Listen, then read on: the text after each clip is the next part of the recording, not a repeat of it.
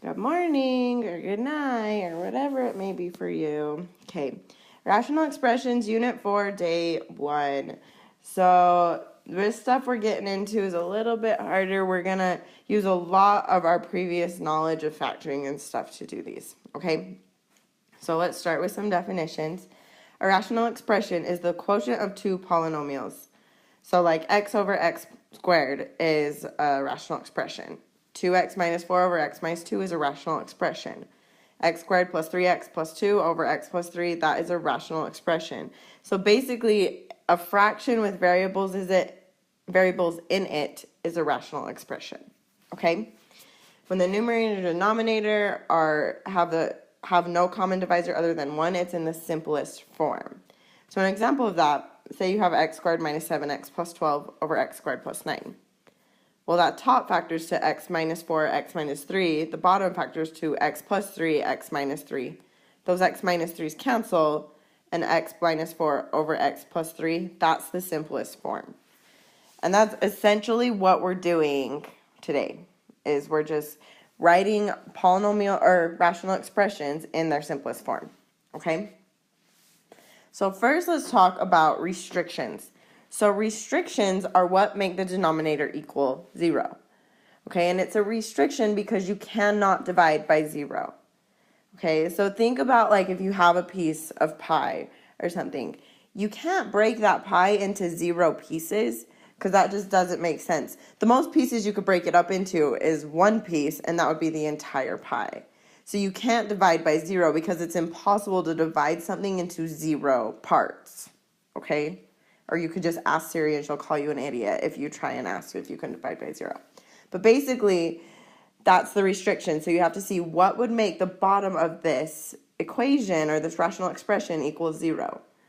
So first, you always check if you can factor the bottom. In example A, we can't factor. So in that one, x cannot equal 0, y cannot equal 0. Because if we plugged in 0 for x, that would make the whole bottom equal 0. If we plugged in 0 for y, that would make the whole bottom equal 0. Okay, so those are our restrictions for that first one. For b, let's first factor the x squared minus 5x plus 6. So 6 is on top, negative 5 is on the bottom. That's negative 2 and negative 3. So that's x minus 2, x minus 3. So then I'm going to set both of those so they cannot equal 0. So x minus 2 can't equal 0. X minus 3 can't equal 0, which means x cannot equal positive 2 because you just add the 2 over. X cannot equal positive 3 because you add that 3 over. Those are my restrictions on that. Okay, again, let's look at C. X squared minus 9 is the difference of squares. So it factors to x plus 3, x minus 3. So the denominator is x plus 3, x minus 3.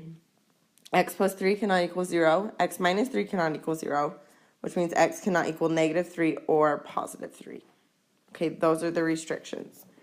And I want you guys to state restrictions on all of these. Every single time you deal with rational expressions, we're going to state restrictions because we're going to get into solving them in a later unit.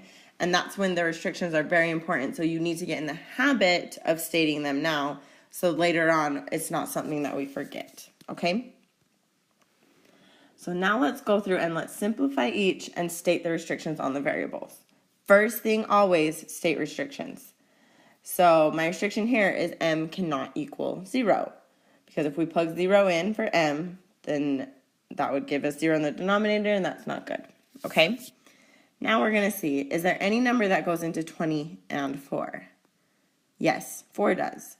So 4 goes into 20 5 times, so I'm just going to cross out that 20, put a 5.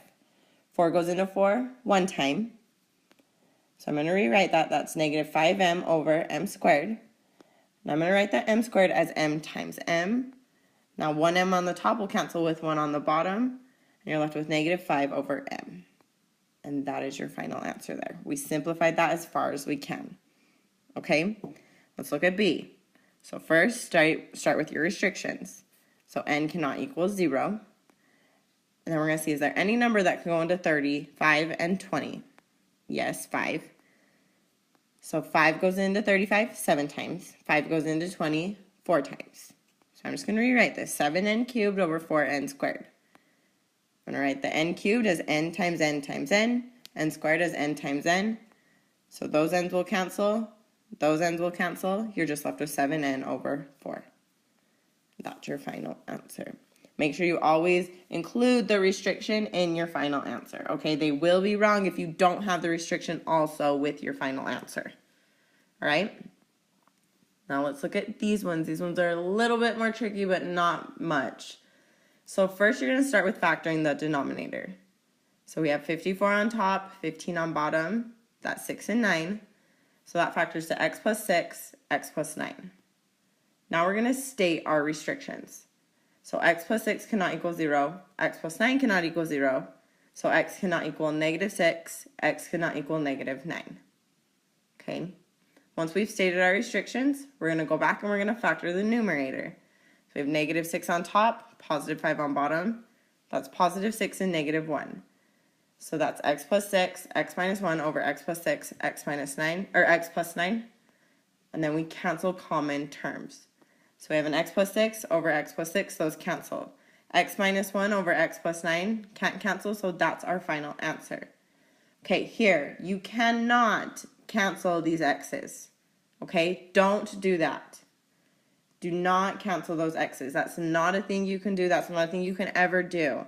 Like if that was x squared minus 1 over x squared minus 9 or plus 9, you can't cancel the x squareds. Okay, that is a sum over a sum. So x minus 1 is one whole term. X plus 9 is one whole term. So you can only cancel it if there was another x minus 1 or another x plus 9.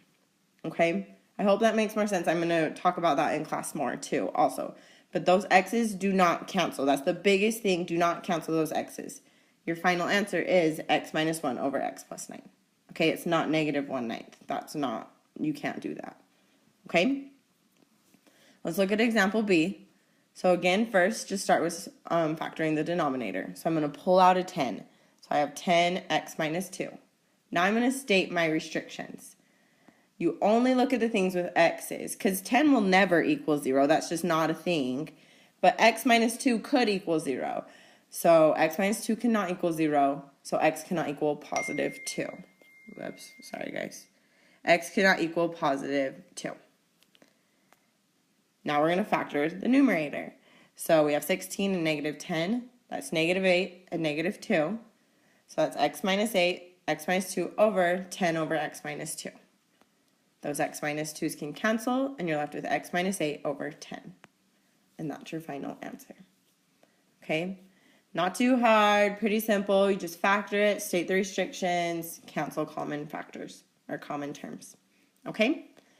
Take the quiz. Have a fabulous fall break. I hope you did. And I will see you guys tomorrow.